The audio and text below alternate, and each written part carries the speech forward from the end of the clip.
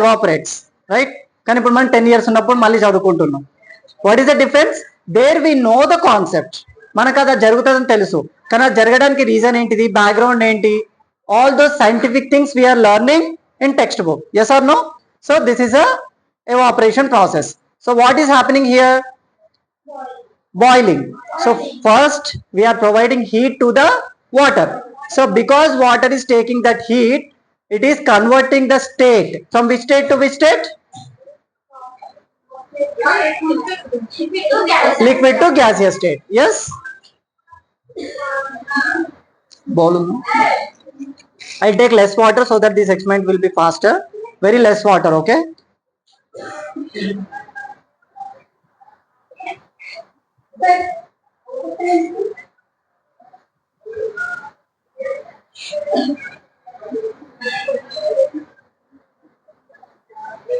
Boiling కనిపిస్తుందా?